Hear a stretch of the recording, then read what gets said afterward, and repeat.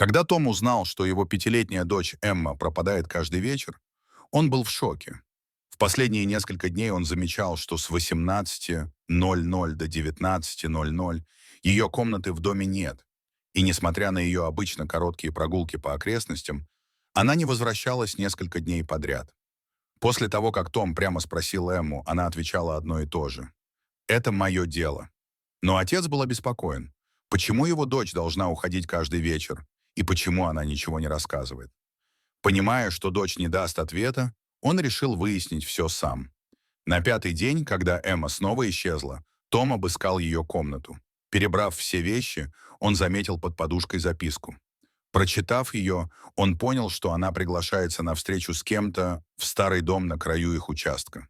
В записке было написано: «Приходи в домик на краю вашего участка ровно в 18:30». И чтобы одна. Кто мог это написать? Почему она должна идти туда одна? Том решил проследить за дочерью. Вечером, сидя у окна, он ждал ее выхода. В 18:00 она ушла, и Том поспешил за ней. Когда он заметил, как Эмма исчезла в лесу, он сразу бросился за ней, зная, что она направляется к заброшенному дому на краю их участка. Семья Тома владела этим участком давно, и дом стоял там уже полвека пустым. Когда он добрался до старого дома, его охватил страх. На балконе стоял человек. Том спрятался за деревом и ждал. Через несколько минут появилась Эмма, постучала в дверь, и таинственная фигура исчезла.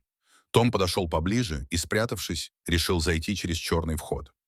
В доме было тихо, но через некоторое время он услышал разговор в одной из комнат. Это был голос его дочери и незнакомой женщины. Том тихо подкрался, чтобы услышать больше. Неожиданно дверь распахнулась, и Эмма вышла, оставив женщину внутри.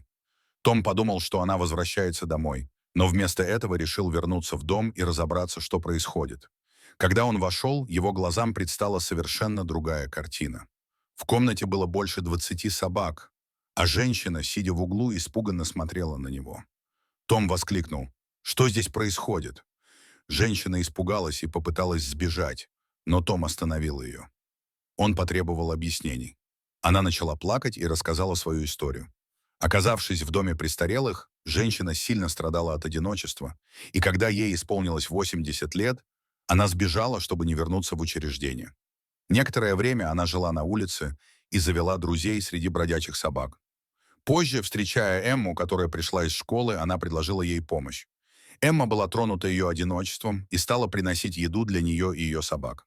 Когда еда закончилась, Эмма продолжала заботиться о старушке, приносила продукты, а также часто играла с собаками. Женщина поблагодарила Эмму за ее доброту и призналась, что эти собаки стали ее единственной семьей. Услыхав эти слова, Том не смог сдержать слезы.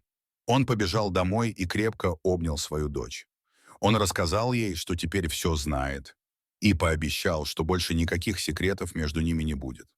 Том и его жена, узнав обо всех подробностях, решили помочь женщине Линде.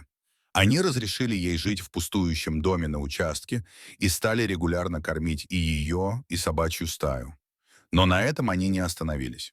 Семья Тома организовала сбор средств для того, чтобы превратить дом в приют для бездомных собак. Теперь Линда, Эмма и ее родители заботятся о 40 собаках. За время работы приюта около 15 животных нашли новых хозяев, а Эмма регулярно получает письма с благодарностями и фотографиями от счастливых владельцев. Эмма стала настоящим героем в глазах своих родителей, и ее поступок изменил жизни не только Линды, но и многих собак, которые теперь нашли дом.